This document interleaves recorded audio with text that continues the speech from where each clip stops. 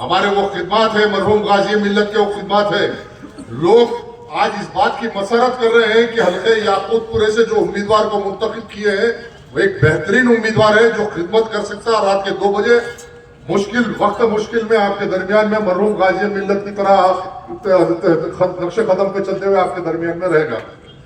ایک ووٹ آپ کا، اور اس میں سب سے بڑی غلط فہمی یہ لوگوں کی ہے کہ میرے ایک ووٹ سے کیا ہوتا.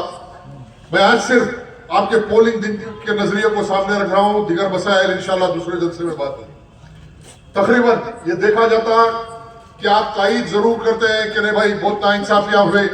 آج تک بتاؤ 50 سال میں حلقے یاقوت پورے کا کوئی ایم ایل اے اٹھا اور یاقوت پورے کے ڈیولپمنٹ کی بات ایوان اسمبلی میں کرا؟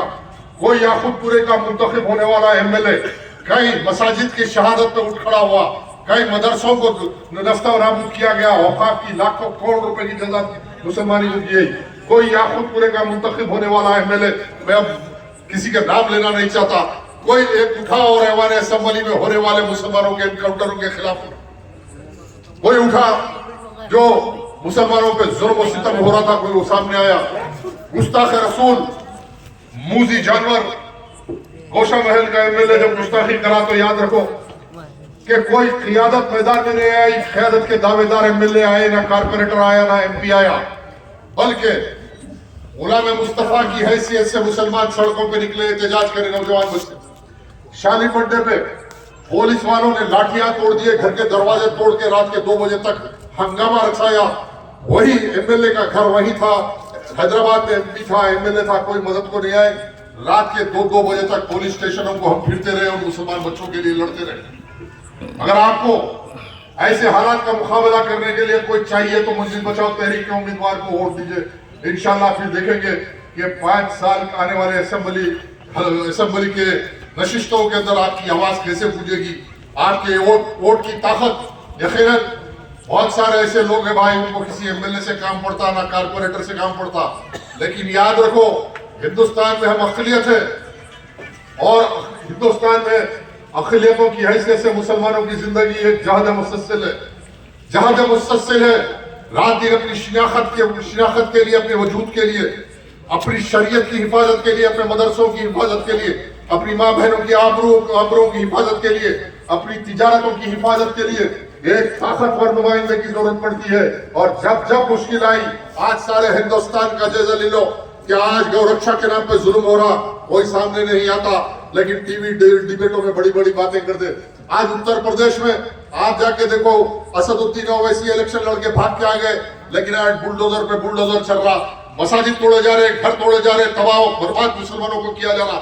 ارے یہاں بڑی بڑی باتیں کرنے والے تم رکن پارلیمنٹ کی حیثیت سے بتاؤ کہ شاہین باغ پر جب سی اے اور این آر سی کا احتجاج ہوا، سارے ہندوستان کے مسلمان اور بالخصوص خواتین شاہین باغ کو ایک احتجاج منظم کیے. مہینوں احتجاج چلا، 3 4 6 مہینے احتجاج چلا.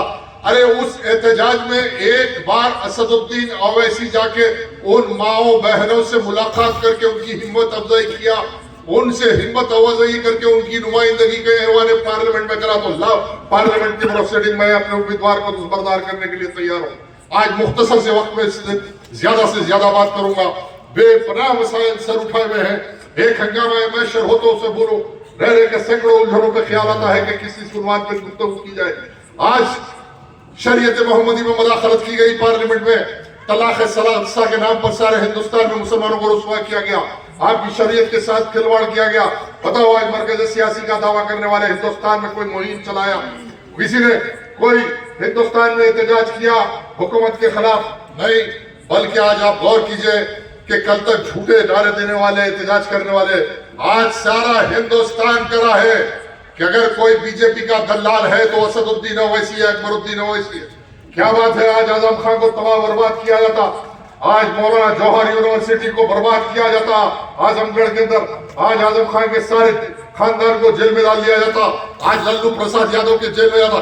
جتنے بی جے پی کی ڈٹ کر مقابلہ کر رہے ہیں، ساروں کے اوپر ای ڈی سی بی آئی ہوتی، لیکن اسد الدین اویسی جس کا گھر آج 500 کروڑ روپے کا بنگلہ ہے، اس کی سی بی آئی انکوائری ہوتی نہ اس کا ای ڈی انکوائری ہوتی. آج اکبر الدین کے پاس کم سے کم 5 سے 8 ہزار کروڑ روپے ہے، اس کی تحقیق ہوتی نہ اس کی انکوائری ہوتی.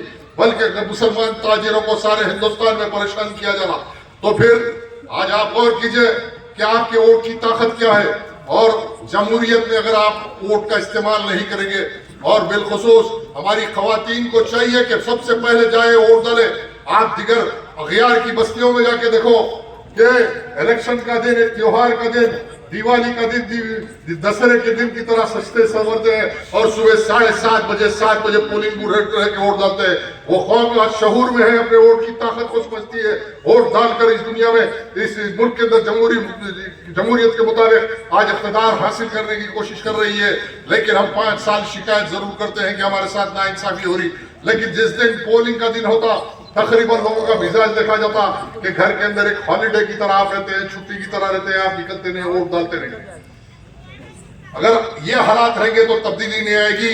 جب آپ پولنگ بوتھ نہیں جائیں گے تو آپ کا ووٹ بوکس ہوگا. چیٹروں کا سنڈیکیٹ حیدرآباد میں، صرف یاقوت پورے میں، ان کی پلاننگ یہ ہے کہ ان کو معلوم ہے کہ عوام ووٹ دینے والی نہیں ہے اور کوئی عوام کے ووٹ سے وہ جیتنے والے نہیں ہے. اب منصوبہ بنایا جا رہا ہے کہ کس پولنگ بوتھ پہ کیسے فوکسنگ کرنا، کیسے باہر سے خواتین کو لانا. اور غریب خواتین جو حلقے میں رہتی، باڑوں میں رہتے، آج قسمت پرسی میں ہے، آج حالات خراب ہے، ان کو لالچ دے کے 500,000 روپے دے کے ووٹ کیسے دلانا، یہ پلاننگ. یہ نہیں چل رہا کہ میرا یہ ایجنڈا ہے 5 سال کے لیے، میں اعلان کرتا ہوں کہ حلقے یاقوت پورے میں یہ کام کروں گا، مجھ کو ووٹ دو.